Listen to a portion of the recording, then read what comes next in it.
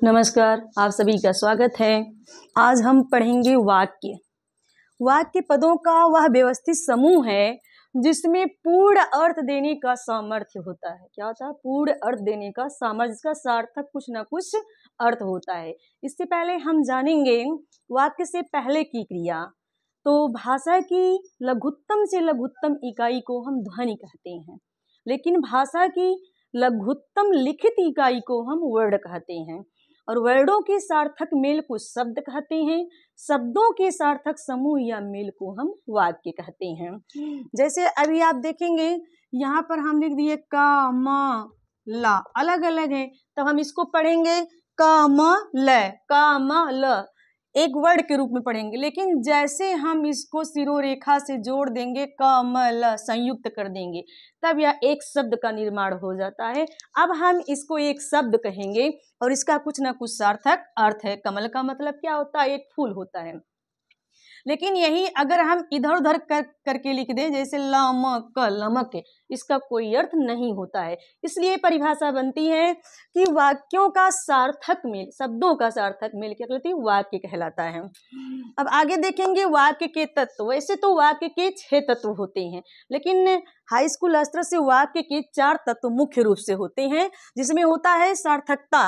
वाक्य में आए शब्दों का कुछ ना कुछ अर्थ होना चाहिए।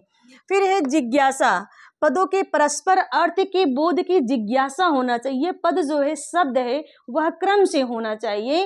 एक दूसरे शब्द को पढ़ते हुए जिज्ञासा, अर्थ का बोध होते रहना चाहिए।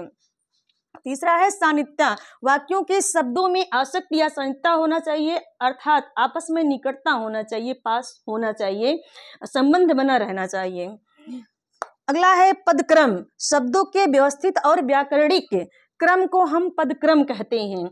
व्यवस्थित रूप से जब हम लिखेंगे शब्दों को, उसे हम क्या कहते हैं? पदक्रम कहते हैं। जैसे अगर हम लिख दें चोर गया पकड़ा, तो वह जो उसका वर्ड है या शब्द है कोई व्यवस्थित नहीं है, तो उसे हम पूर्ण रूप से वाक्य नहीं कह सकते। यदि वाक्य कहेंगे तो निरर्थक वाक्य होगा, उसका कोई अर्थ नहीं होगा। अब अगर हम कहें चोर पकड़ा गया, तो यह एक सार्थक वाक्य बन जाता है, उसका कुछ ना कुछ अर्थ है। वाक्य के अंग, वाक्य के 2 अंग होते हैं, उद्देश्य और विधेय। जिसके बारे में या जिसके विषय में कोई बात कही जाती है उसे हम उद्देश्य कहते हैं, और उद्देश्य के बारे में जो कुछ कही जाती है उसे हम विधेय कहते हैं। देखते हैं थोड़ा सा उद्देश्य और विधेय के बारे में, समझ लेते हैं, बाकी नेक्स्ट क्लास में समझेंगे।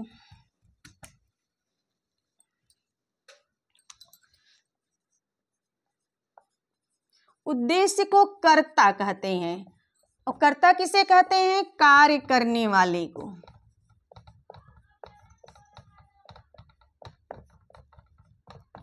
कार्य करने वाले को क्या कहेंगे? कर्ता कहेंगे, जो कार्य करता है। जैसे पूनम मैम पढ़ा रही हैं, तो पूनम मैम यहाँ पढ़ाने का काम कर रही हैं, तो पूनम मैम क्या हो जाएंगी? कर्ता हो जाएंगी। इसके बाद आता है विधेय।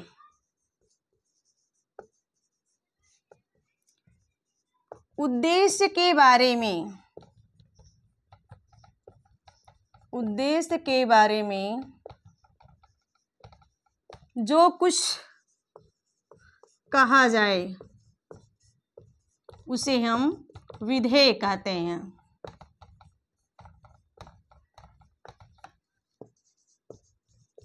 जैसे एक एग्जाम्पल हम जो है लिखते हैं कि भागता हुआ चोर पकड़ा गया, चोर पकड़ा गया। तो यहाँ पर भागता हुआ चोर, किसकी बात हो रही है? भागते हुए चोर की बात हो रही है, तो ये क्या हो जाएगा? उद्देश्य हो जाएगा। और बाकी जो क्रिया हो रही है वो क्या हो जाएगा? विधेय हो जाएगा। इसी प्रकार आप समझेंगे। देखिए, उद्देश्य संज्ञा हो सकती है, सर्वनाम हो सकता है, विशेषण हो सकता है, क्रियार्थक कोई शब्द हो सकता है, क्रियार्थक क्रिया हो सकती है, कोई वाक्य हो सकता है, ये उद्देश्य हो सकता है। जैसे अभी आपने देखा, अगर मैं यहाँ लिखती राधा पढ़ती है, राधा पढ़ती है। तो आप देखेंगे वाक्य छोटा है, राधा पढ़ती है, इसमें राधा क्या है, कर्ता है, और इसी कर्ता को ही क्या कहते हैं, उद्देश्य कहते हैं, जो कि एक संज्ञा है। क्यों? क्योंकि राधा किसी लड़की का नाम है और नाम को ही हम क्या कहते हैं, संज्ञा कहते हैं। तो यहाँ पर क्या हो गई, राधा उद्देश्य हो गई, बाकी ये बात जितनी क्रिया है ये क्या हो गया, विधेय हो गया। तो आज की क्लास में इतना ही। धन्यवाद। मिलते हैं किसी और वीडियो के साथ। आगे का पार्ट इसका हम समझाएंगे नेक्स्ट वीडियो में।